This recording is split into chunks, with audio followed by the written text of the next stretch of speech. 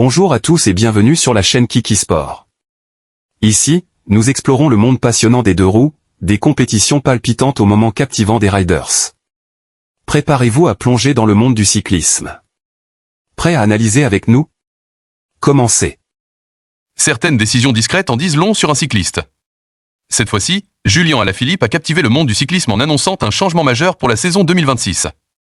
Entamant sa deuxième saison au sein de l'équipe Tudor, le double champion du monde n'a pas simplement dévoilé son programme, il a révélé une nouvelle orientation, un choix crucial pour la suite de sa carrière. Alors, que nous réserve Alaphilippe pour 2026 ? La décision de Julian Alaphilippe n'était pas impulsive, mais le fruit d'une mûre réflexion, alors que sa carrière entre dans une nouvelle phase. Lors de sa deuxième saison avec l'équipe suisse Tudor, Julian Alaphilippe a démontré qu'il savait précisément ce dont il avait besoin.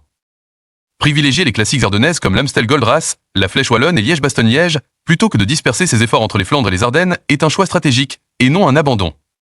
Je l'ai très clairement perçu à travers ses confidences. Il aime toujours les Flandres, mais ne souhaite plus s'engager sur tous les parcours et risquer de ne pas être à 100% de ses capacités nulle part. À 33 ans, Alaphilippe comprend qu'il n'est plus capable d'affronter simultanément le terrain rocailleux et accidenté des Flandres et d'enchaîner immédiatement avec les ascensions courtes, raides et tactiques des Ardennes. Pour moi, c'est une reconnaissance très franche de ses limites physiques. Mais aussi un signe de maturité dans sa façon d'aborder la course. Il choisit les situations où il peut faire la plus grande différence, là où son style offensif explosif, ses ascensions courtes et sa capacité à lire la course restent des atouts précieux. Le programme de course de pré-saison de Julian Alaphilippe montre également qu'il n'est pas sur le déclin. En commençant par le Tour de l'Algarve, puis en revenant au Strade Bianche, une course qu'il affectionne particulièrement, suivie de Tirreno Adriatico et Milan-San Remo, je vois une feuille de route claire, conçue pour retrouver ses sensations de compétition et améliorer progressivement sa condition physique. C'est une préparation typiquement Alaphilippe et pas de précipitation, mais toujours avec des objectifs précis en tête. Sa confirmation de sa participation au Tour du Pays Basque avant d'entamer sa préparation pour le Tour de France a également retenu mon attention. Le Tour du Pays Basque est l'une des courses les plus exigeantes en termes de terrain et de rythme. Et ce choix montre qu'Alaphilippe n'a pas peur des difficultés. Au contraire, il utilise ces défis majeurs pour se perfectionner avant de s'attaquer à son objectif principal de la saison. Quand Julian Alaphilippe a déclaré que le Tour de France était l'un de ses principaux objectifs, je n'ai perçu ni vantardise ni pression excessive. J'ai perçu l'ardeur d'un coureur qui avait encore la flamme dans les veines, qui croyait toujours pouvoir marquer l'histoire du cyclisme sur la plus grande course du monde. Il ne parlait pas du maillot jaune, ni du classement général, mais de l'envie de gagner des étapes, d'attaquer, de vivre pleinement chaque instant de la course, c'est cette image qui l'a rendu célèbre. Sa victoire d'étape au Grand Prix de Québec en septembre dernier revêtait, à mon sens, une immense signification spirituelle. Ce n'était pas simplement une victoire de plus dans sa carrière, mais la confirmation que Julian Alaphilippe est toujours là, toujours capable de surpasser une génération de concurrents plus jeunes, plus forts et plus nombreux. Quand il a dit qu'il n'était pas découragé, je crois qu'il l'était vraiment.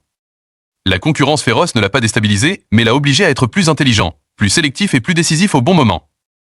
Ce qui m'a le plus impressionné, c'est sa déclaration. Et je viens de passer un hiver fantastique et j'adore mon travail. Pour moi, c'est le fondement même de tout succès futur. Un Julian Alaphilippe qui aime toujours autant le cyclisme, la compétition et la victoire, restera toujours un adversaire redoutable sur tout l'école des Ardennes et sur les routes du Tour de France. Au vu du programme qu'il a établi, je ne vois pas un coureur en quête de sécurité, mais plutôt un guerrier choisissant le champ de bataille idéal pour se battre jusqu'au bout. 2026 ne sera peut-être pas l'année où il sera partout, mais ce sera assurément celle où il voudra être présent au bon moment. Au bon endroit et avec une détermination sans faille. Fort de son expérience, de son sang-froid et de sa fougue inextinguible, Alaphilippe demeure un nom dont tout adversaire se doit de se méfier, et les fans sont en droit d'attendre des moments explosifs. De la décision de Julian Alaphilippe, j'ai tiré une leçon essentielle. Dans une carrière, vouloir tout faire ne mène pas toujours au succès. S'écouter, comprendre ses forces et oser choisir et se défaire de ce qui ne convient plus. Voilà comment préserver sa motivation et son efficacité à long terme. Se concentrer sur les bons objectifs, agir avec assurance et cultiver sa passion pour son travail. Voilà le principal enseignement de l'histoire d'Alaphilippe. La décision courageuse de Julian Alaphilippe de faire l'impasse sur les classiques du Tour des Flandres pour se concentrer exclusivement sur les Ardennes pourrait-elle être la clé de son retour au grand succès en cette fin de carrière ? À 33 ans, face à une concurrence de plus en plus féroce, le choix d'Alaphilippe de ne pas être partout est-il la bonne stratégie pour briller à nouveau sur le Tour de France ? Merci de poursuivre avec nous votre passion du cyclisme. N'oubliez pas de vous abonner pour ne rien manquer des prochaines courses et des dernières actualités du monde du cyclisme. À bientôt sur notre chaîne, où chaque coup de pédale nous rapproche de l'excitation et de la beauté du cyclisme. Bonne santé.